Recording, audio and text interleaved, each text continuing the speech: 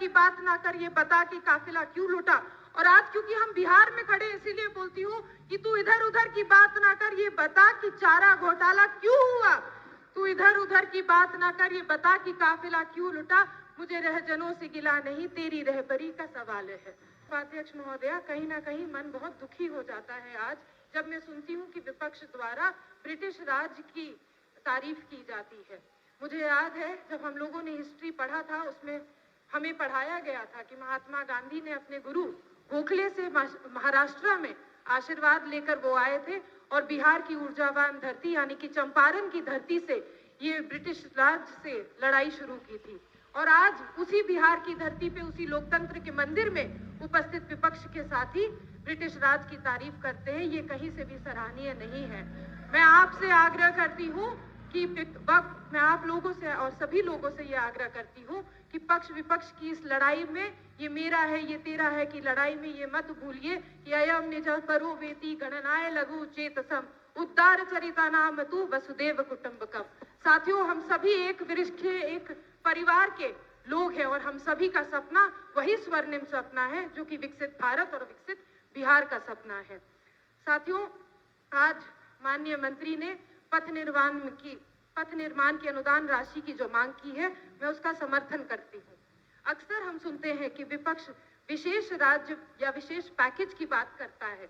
हम सब आदरणीय प्रधानमंत्री जी के केंद्र सरकार के बजट के प्रत्यक्ष तौर पर बिहार में मिले 59,000 करोड़ का प्रावधान किया गया है, लेकिन विभिन्न योजनाओं के मद को यदि हम सब जोड़े तो आवंटित राशि राज्य के लिए 1 लाख करोड़ से भी ज्यादा की है। सड़क संपर्क राज्यों और देशों दोनों के विकास के लिए महत्वपूर्ण है।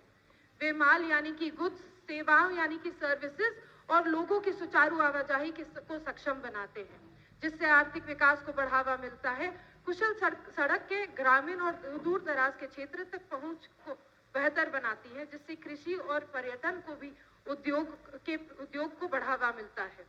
अच्छी तरह से विकसित सड़क नेटवर्क शिक्षा, स्वास्थ्य सेवा और रोजगार तक पहुंचाने में बढ़ोतरी मिलती है। आखिरकार मजबूत सड़क बुनियादी ढांचा राष्ट्रीय प्रगति और समृद्धि को भी बढ़ावा देने की एक कुंजी है। पटना से पूर्णिया एक्सप्रेसवे और बक्सर से भागलपुर एक्सप्रेसवे के निर्माण पर कुल 26,000 करोड़ खर्च किए जाएंगे। साथ ही केंद्र सरकार बक्सर में गंगा नदी पर डबल लेन का एक और पुल भी बनाएगी। उपाध्यक्ष महोदया, ये किसी से बात छुपी हुई नहीं है कि एक जमाना था, एक समय था जब हम लोगों को पटना से जमुई आने में 5 से अधिक घंटे लग जाते थे, लेकिन आज जिस तरह से 4 लेनिंग का काम, सड़क के चौड़ीकरण का काम चल रहा है, हम लोग पटना से जमुई जाने में सिर्फ 3 घंटा लगता है। और इसी तरह से बिहार के हर एक उस कोने में पहुंचने का समय धीरे धीरे कटौती होते जा रही है और सड़कों का, आधारभूत संरचनाओं का नवनिर्माण भी हो रहा है और विस्तारीकरण भी हो रहा है। विगत 1 वर्ष में पथ निर्माण विभाग द्वारा कुल 90 योजना, जिनकी कुल लागत राशि 4,826.4 करोड़ रुपए की है, उसकी स्वीकृति प्रदान की गई है। इन योजनाओं में 23 अदद पुल परियोजना जिसकी लागत 318.37 करोड़ है, 12 अदद रेल ओवर ब्रिज परियोजना जिसकी लागत 718.8 करोड़ है, 50 अदद सड़क परियोजना जिसकी लागत 848.96 करोड़ है और एशियन डेवलपमेंट बैंक के अंतर्गत 5 ऐसी परियोजनाएं हैं जिसकी लागत 29.88 करोड़ सम्मिलित है। उपाध्यक्ष महोदया, हमारे आदरणीय मुख्यमंत्री जी नीतीश कुमार जी की ये सोच है कि न्याय के साथ विकास करना है। 7 निश्चय पार्ट 2 में अंतर्गत सुलभ संपर्कता के अधीन राज्य के सभी शहरों और सघन बसावटों में होकर गुजरने वाले मार्गों में आवश्यकता अनुसार बाईपास पथ का निर्माण और फ्लाईओवर का निर्माण की योजना के तहत अब तक कुल 25 बाईपास पथ का निर्माण की राशि 676.27 करोड़ का प्रावधान किया गया है। साथ ही साथ उपाध्यक्ष महोदया, माननीय मुख्यमंत्री जी ने अपने प्रगति यात्रा के दौरान कुल 22 योजनाएं जिनकी लागत राशि 2,770.91 करोड़ की घोषणा भी की है।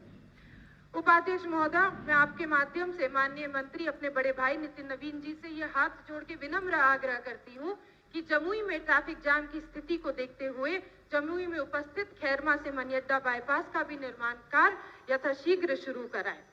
साथ ही जमुई से लखीसराय पथ, हास्ती आरके होटल होते हुए गोड़ा अस्पताल, गिरीश टॉकीज होते हुए आईटीआई कॉलेज तक पथ निर्माण केंद्र सड़क निधि यानी कि CIRF से कराया जाए। साथियों, मैं सबको बता दूं कि CIRF के फंड में कुल 12 योजनाएं स्वीकृत है, जिसकी प्राप्त राशि 872.524 करोड़ है। माननीय उपाध्यक्ष महोदया, मैं माननीय उप मुख्यमंत्री विजय सिन्हा जी का धन्यवाद देती हूं कि जब पथ निर्माण उनके पास था, उन्होंने जमुई में स्थित गिद्धौर से माघोबंदर जाने वाली रोड की निविदा प्रक्रिया को पूरा कराया था और मुझे पूरा उम्मीद है कि चालू वित्तीय वर्ष खत्म होते होते गिद्धौर टू माघोबंदर की रोड का काम भी जरूर शुरू हो जाएगा। उपाध्यक्ष महोदया, मेरे कार्यकाल में RCPLWEA योजना यानी कि road construction plan for left wing extremism affected area की योजना के तहत 27 किलोमीटर और 3 अदद पुलों का निर्माण कार्य कराया गया था।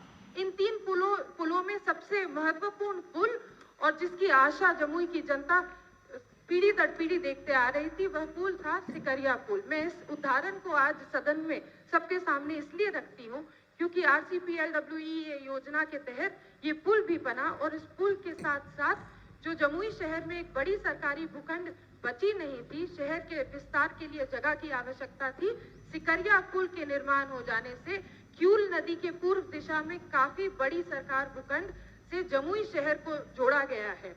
यही नहीं महोदया, वहाँ कई ऐसी सरकारी कार्यालय हैं और प्रतिष्ठानों हैं जिनका निर्माण तेजी से चल रहा है, तो शहर को फैलने की जगह भी मिली जो काफी जरूरी थी।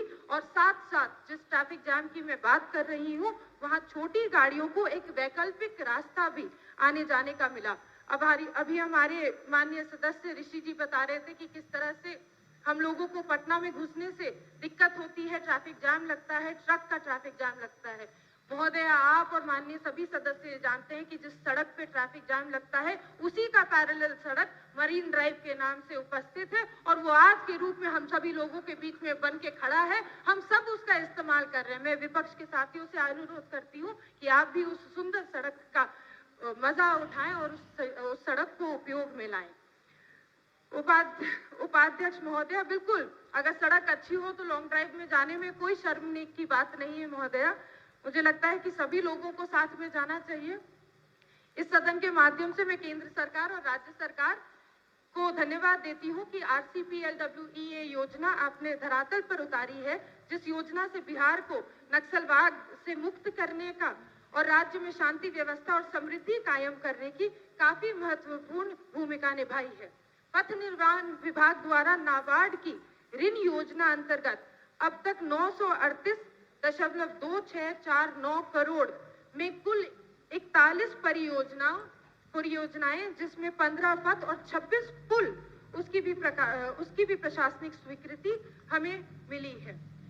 उपाध्यक्ष महोदया, समय का ध्यान रखते हुए अब एक ऐसे विषय पर आते हैं जो हमारे लिए निजी रूप से हमारे दिल में एक बेहतरीन स्थान रखता है, जो है कि खेल विभाग।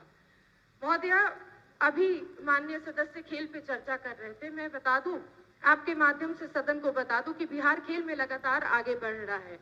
विधायक के रूप में पहले वर्ष में मुझसे पूछा गया था कि खेल और खिलाड़ियों की क्या परिस्थिति है, क्या परेशानियां हैं। मैंने उस वक्त भी सदन में कहा था और आज भी आत्मविश्वास के साथ कहती हूँ कि बिहार में एनडीए सरकार जिस तरह से खेल को सम्मान दे रही है, खेल के आधारभूत संरचनाओं का विस्तारीकरण चल रहा है, मुझे लगता है कि ये पूरी तरीके से सराहनीय है।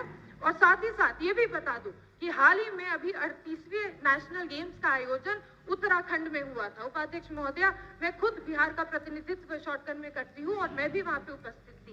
पहली बार बिहार के खिलाड़ियों ने 1 स्वर्ण पदक, 7 रजत पदक और 5 कांस्य पदक के साथ 29वें पायदान पर आकर खड़ा किया था। ये बिहार के लिए एक ऐतिहासिक जीत है और ये ऐतिहासिक जीत सिर्फ अकेले बिहार की खिलाड़ियों की नहीं बल्कि बिहार के सरकार की है, जिसने राज्य में स्पोर्ट्स को लेकर काम किया है, योजनाएं बनाई है, नए नए आधारभूत संरचनाओं को धरातल पर उतारा है। राजगीर में उपस्थित खेल यूनिवर्सिटी और खेल एकेडमी पूरे भारत में एक उद्धार के स्वरूप हम सबके सामने खड़ा हुआ है उपाध्यक्ष महोदया। और हाल ही में हम लोगों ने women's hockey Asian championship trophy का भी आयोजन किया था, जो फलस्वरूप भारत की टीम ने जीता भी था।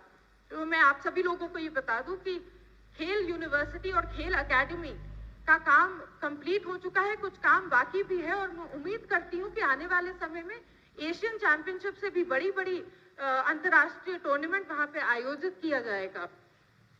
उपाध्यक्ष महोदया, बिहार में हर पंचायत में खेल मैदान का निर्माण मनरेगा द्वारा किया जाना है, जो कि न सिर्फ खिलाड़ियों के लिए बल्कि वैसे खेल प्रेमी जो मनोरंजन के लिए खेल खेलते हैं या फिटनेस के लिए खेल खेलते हैं, उनके लिए भी एक आशा का किरण बन रहा है।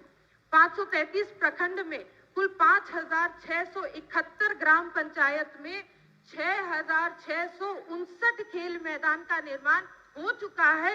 यह कार्य प्रगति पर है और साथ ही साथ फिक्की जो federation of Indian chambers of commerce and industry है, उसने 2024 में बिहार को इमर्जिंग स्टेट इन स्पोर्ट्स का अवार्ड भी दिया है।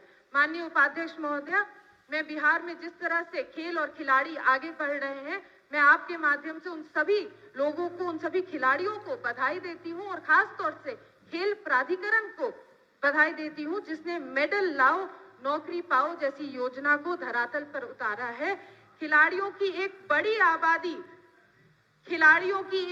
आबादी के लिए सुरक्षित जीवन यापन करना सुनिश्चित करे। अब तक 71 खिलाड़ियों के माननीय उपाध्यक्ष महोदया, माननीय सदस्यों को मैं बताना चाहूंगी कि अब तक 71 खिलाड़ियों को नौकरी की नियुक्ति पत्र मिल चुकी है। जुड़िए हमारे चैनल से और लेटेस्ट अपडेट के लिए हमारा चैनल सब्सक्राइब कीजिए और बेल आइकॉन प्रेस कीजिए।